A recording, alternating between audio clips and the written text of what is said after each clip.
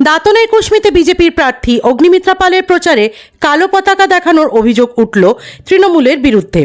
ঘটনায় উত্তেজনা ছড়ায় এলাকায়। মঙ্গলবার সকালে যখন অগ্নিমিত্রা পাল দাঁতন বিধানসভার চক ইসমাইলপুর গ্রাম পঞ্চায়েতের কুশমি এলাকাতে বাইক র্যালি করে প্রচারে যান, ঠিক তখনই গ্রামের বেশ কিছু মহিলারা তৃণমূলের পতাকা ও কালো পতাকা নিয়ে অগ্নিমিত্রা পালের প্রচার গাড়ির সামনে বিক্ষোভ দেখান। মহিলাদের অভিযোগ, তাদের 100 দিনের কাজের টাকা কেন্দ্র সরকার কেন দিচ্ছে না তার জবাব প্রার্থীকে দিতে হবে। এরপর তৃণমূল ও বিজেপি কর্মীদের মধ্যে বাকবিতণ্ডা হয় ও পরে প্রার্থী ঘটনাস্থল থেকে বেরিয়ে যায়। ঘটনায় চাঞ্চল্য ছড়িয়েছে এলাকায়। খবর পেয়ে ঘটনাস্থলে উপস্থিত দাঁতন থানার পুলিশ।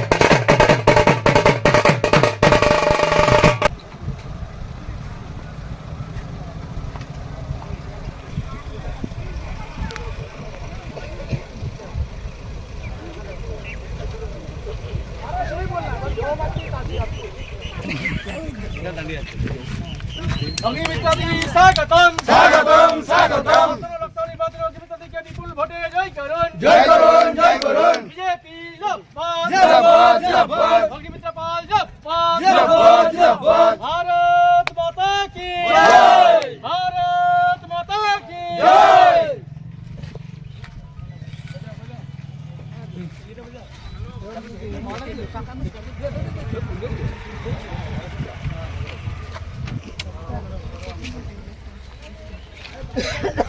পাশে থাকবেন সবাই।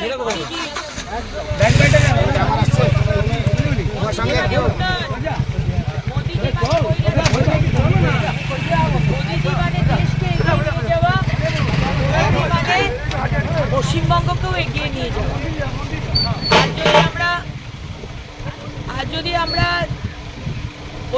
দেখুন, রাজ্যের মুখ্যমন্ত্রী মমতা বন্দ্যোপাধ্যায় তার নির্দেশে কোটি কোটি টাকা চুরি হয়েছে, আর সেই চুরিকে আটকানোর জন্য, মানে চুরি যাতে সামনে বাংলার মানুষের সামনে এক্সপোজ না হয়ে যায়, সেটা আটকানোর জন্য উনি গেছেন সুপ্রিম কোর্ট।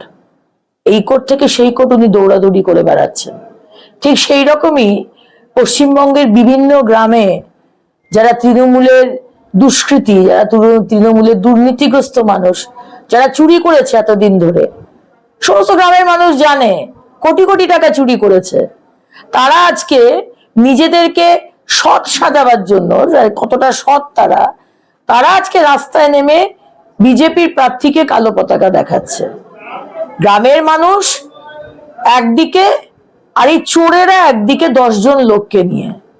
আজকে আমি যখন এসেছি দাঁতনে, কুসুমি অঞ্চল আর নিমপুর ঠিক মোড়টাতে ঢোকার সময় তৃণমূলের খুব দুর্নীতিগ্রস্ত কোটি কোটি টাকার মালিক নবকুমার মহাপাত্র, নবীন দাস, কালীচরণ পাত্র আর গণেশ কর, তারা দাঁড়িয়ে কালো পতাকা দেখাচ্ছে।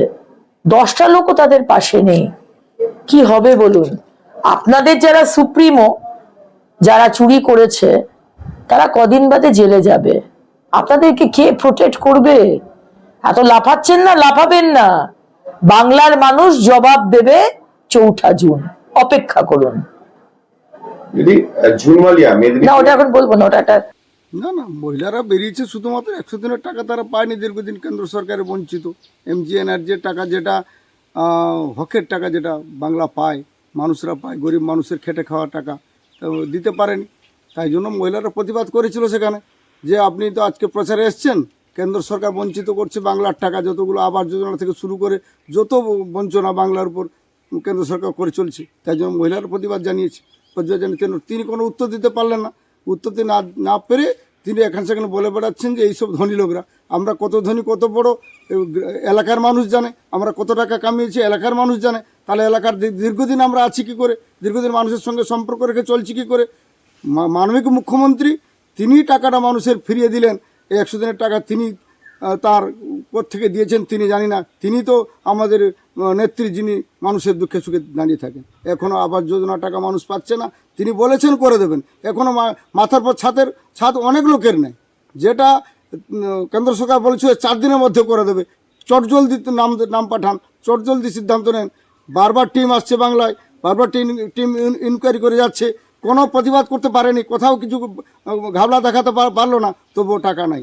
আমাদের নেতা অভিষেক বন্দ্যোপাধ্যায় তিনি দিল্লি বুকে আন্দোলন করেছিলেন, দিল্লি পুলিশ কত হেনস্থা করেছেন, টিভি ফুটেজে সবাই দেখেছে।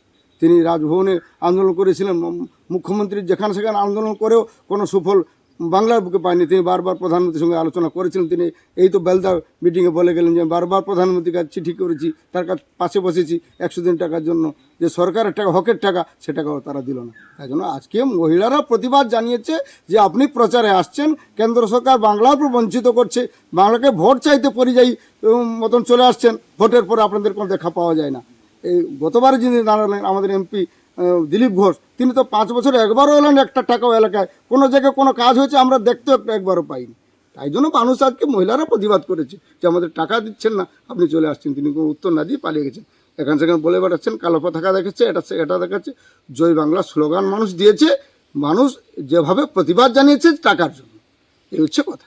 কি নাম আপনার? নবকুমার মহাপাত্র।